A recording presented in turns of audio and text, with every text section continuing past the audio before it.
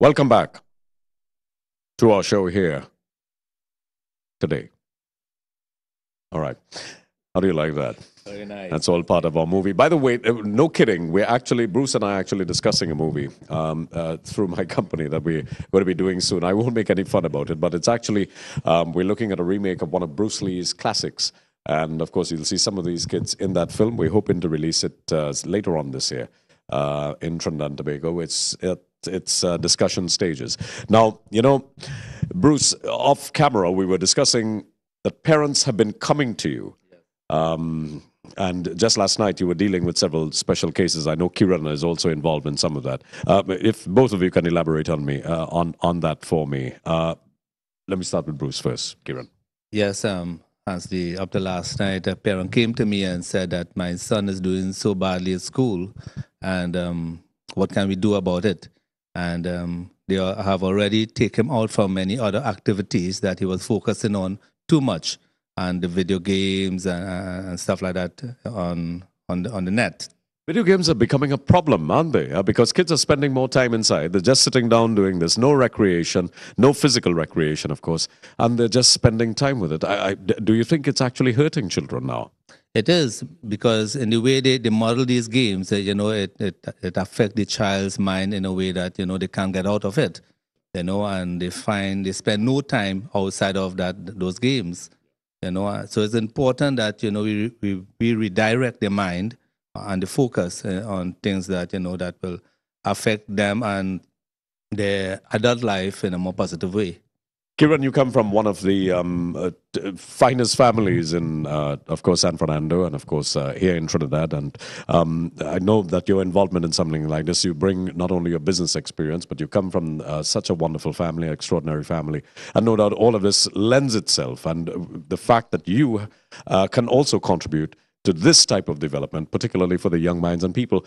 But with respect to Bruce, you're a father. Do you think that these video games are affecting kids? Even though many are arguing that it isn't. They're doing all sorts of studies and they're saying it's not impacting negatively on kids. But what's your own finding?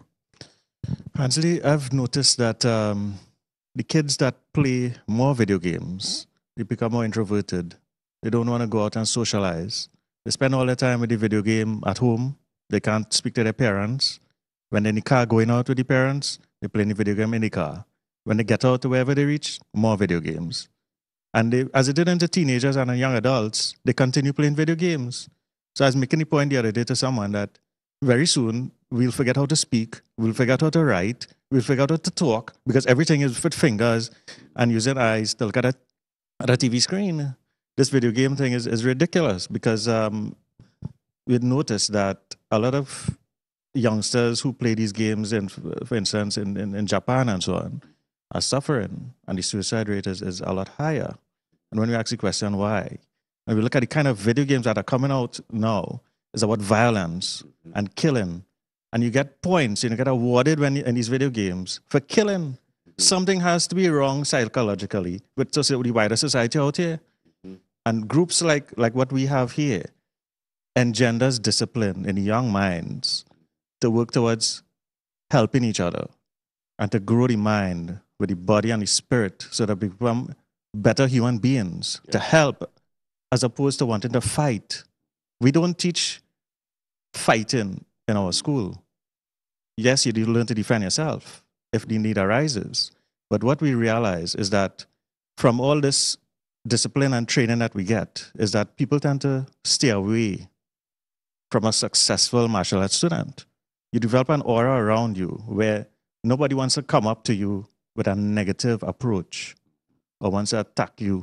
They leave you alone. Yeah. And then you look at other people and they're afraid to walk with their handbag or walk down the road. But we walk bravely, day or night, as you are aware when we have our walks. Yeah. Well, that's actually correct. Kiran and I go walking on High Street regularly. As a matter of fact, we went for a walk at 11 o'clock the other night, just walking down High Street during the Christmas season. It's a tradition for Southern boys, to go walking on High Street. I don't think anybody's going to, try anything behind or on James Bond himself. Of course not. Otherwise, it's Chasukai Fano. Yeah, Fuyong Kai Nip. But you know what is extraordinary is that the fact that we are trying to fix Trinidad and Tobago. People are talking fixing TNT, but so many of them are just immersing themselves in the politics, and they feel that the politics is where they could actually fix Trinidad. And I don't think that's the place. We've got to start becoming more community-oriented. We've got to start repairing this country ourselves as citizens. And immediately, programs like this is why I admire programs like this. We're reaching out to the kids. My work with Vision on Mission, which has been for over 12 years now, working with Wayne Chance and working with prisoners, it's all part of everyone being a part of the puzzle, of putting it together so that we could have one complete whole picture of this truly magnificent Trinidad and Tobago. I mean, you and I don't want to leave here. But what kind of future could we possibly leave for our children if we leave it in the hands of people who will just become indisciplined, if our youth are becoming more delinquent, if they're engaging in more crime, if there's no respect, what kind of society are we going to leave them in? Now, you're teaching things like that. It's all part of your program. Yes. Hansley, where politicians are concerned, politicians are like the parents of our nation, and they are the ones to set that perfect example for us. And if they can set the perfect example as parents of the nation, then we will have parents setting that type of examples for the children. Now, we have to realize that children are the keepers of this world, of this country. And if we don't teach our children as parents effectively, they're not going to know how to keep this world, how to keep this country. You know, so parents are very, very important role models. Well, I realize this is bringing parents closer because, Kiran, you're here with your two daughters, and every time I come to Master Leroy Bruce's place, I see parents with children. And that's a critical thing because I realize it's also good for the bonding. Yes, it is, Hansley. In fact, I started with Master Bruce over 20 years ago. And when I realized the kind of teaching you get, the experience, the learning, the knowledge from a man who can express things to both young and old, and get the message across and get them to learn something and leave the school with something so fabulous that is difficult. We have testimonials by the hundreds who have left the school and they write fabulously about what they have learned from the school. And I myself, realizing this, have brought my own children into the school and they're very excited to learn this art form and the discipline, of course. Yes, Bruce, you wanted to add before we see another demonstration? Yes, 3 years ago, Hansley, I spoke to the Guardian concerning about parents and child, and you know, and the direction I will take to train my son. Okay, and what I was saying is that even though I'm a parent of my child, I also want to be a master to him.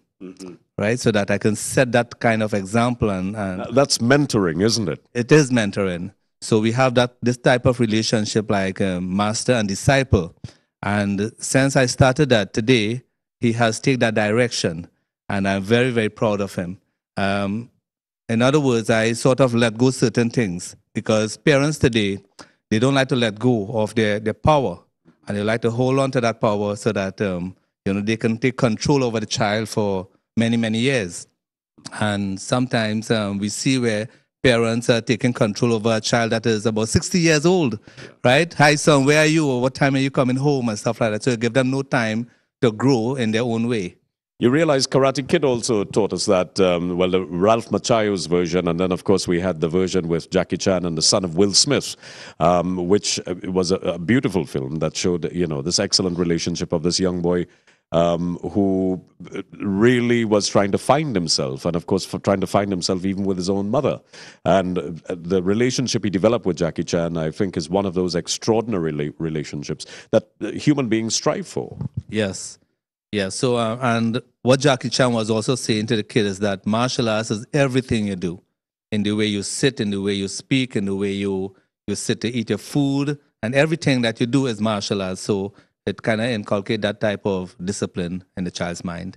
You also came from a very disciplined home. I mean, your father is a well-known, your deceased dad was a well-loved pundit here in Trinidad, and of course, your mum was a disciplinarian and a teacher as well. I think she attended Naparima Girls with my mom as well. But you know, coming from that type of home, we could say that we're probably lucky in that respect. But that's not the case for a lot of people. That's right, Hansley. A lot of kids, for instance, Master was talking about the kid who came in last night. And I remember him from training last year. And I missed him for a few sessions. And I realized why. This guy came, and when Master asked him how he did in his term test, he hung his head in shame. Mm-hmm. He couldn't answer. He came almost last in class. These are the stories that, you know, it's good to hear when the kids are saying, I went from a B to an A. And if programs like this are happening in Trinidad and Tobago, because I know that some of them are saying, send them to boot camp, send them into the military, and that sort of thing. Now, you're also involved in scouts and that. What's your view on that? Do you think that kids should be sent to the military to receive cadet training? Is that the way to go in the society? Well, it is one of the way because Scouting has a very, very beautiful program. And one of the things in Scouting is that we have the laws and the promise that they must live by. And the laws goes like this: a Scout is to be trusted, a Scout is loyal, a Scout is friendly and considerate, a Scout is a brother to all Scouts, a Scout must have courage in time of difficulties, a Scout must do his best to honor his promise and things like this. And if you live by the laws of these good projects, we have laws of the country also. And if you live by the laws of the country, we live by the laws of Taikundo, you cannot go wrong. Now, I'm looking at images here of guardian angels. Now, the guys in red are guardian angels. What exactly who are the guardian angels? The guardian angels is a group that started by Curtis Slaver sometime in the 80s to protect. They went. I think they were martial artists, and they went, to the subways, and that is a place where a lot of crime happened and so on. And they were like a watch group in the United States. Yes. So they were protecting citizens on the subway.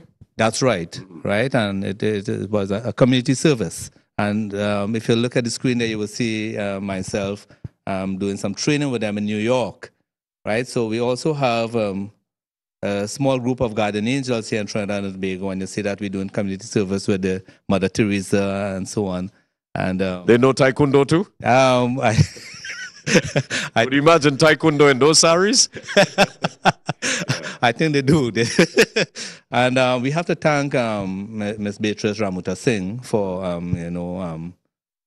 doing some of these community service. Beatrice is the wife of the late Jack Ramuta Singh. That's right. And she does a lot of beautiful community work in Trinidad and Tobago. So they're operating here in Trinidad now. When you mentioned Subway, a lot of people are going to think, so why are they protecting someone who wants to eat a sandwich? But interestingly, is that are they operating here in TNT? Yes, we do. Recently, we had we did a patrol in Pinal, and the guardian angels must be working hand in hand with the police and so on. Do you work hand in hand with the police? Are the police okay with what you're doing? Well, our first patrol, yes, we went to the police station and make sure that they know who we are, because if they see this group patrolling Pinal, they might think, well, it's some group come to overthrow the government. They'll come and lock you up. That's right. And so what do you do? Do you go through the neighborhoods? Do you just walk the neighborhoods? And what time do you do it?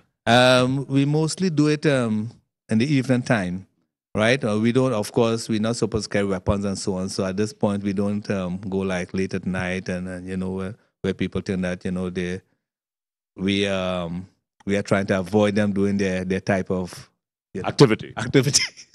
Right. So, but we try to make the community safe by just seeing us around and stuff like that. And do you also counsel some of the people in some of the, should we say, some of the areas that are impoverished, areas that have been sort of disenfranchised and sort of standing on the peripheries of the rest of their community? Yes, we do.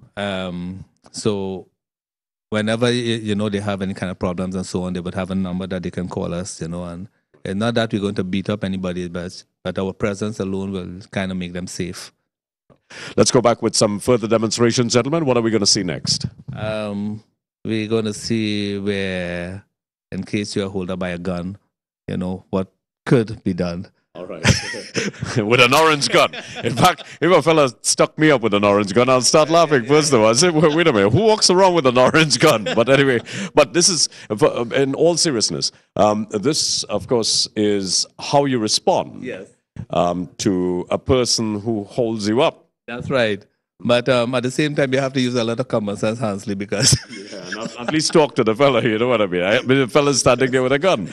I remember, do you remember Indiana Jones? Yes. Remember Indiana Jones? Fella comes out there, he's doing the knife thing and he's doing all the thing, and Indiana just pulls out his bow, It may sound funny, but one of my students was held up by a gun recently. Really? Yes, and what he did is, he take the gun away from the guy. He disarmed him. Shoot away all the 6 bullets and give the man back the gun. Are you serious? Where did that take place? Somewhere in Port of Spain. One of his students. Wow, that's amazing. So he fired off the gun and just handed it back? John Michael Ali Bokas is his name. And I think the Ali Bokas family is pretty famous. Yeah. Well, right? Fian is a beauty queen. Yes. Okay, is it a relative of Fian? Yes, it is. Her brother. What's Fian's brother? So he disarmed the fella, took the gun from him, fired off the 6 shots, and handed it back? And say, here, stupid. Very funny. All right, yeah, it is. All right, so let me get off the set, and of course you guys can do what you got to do. All right, good.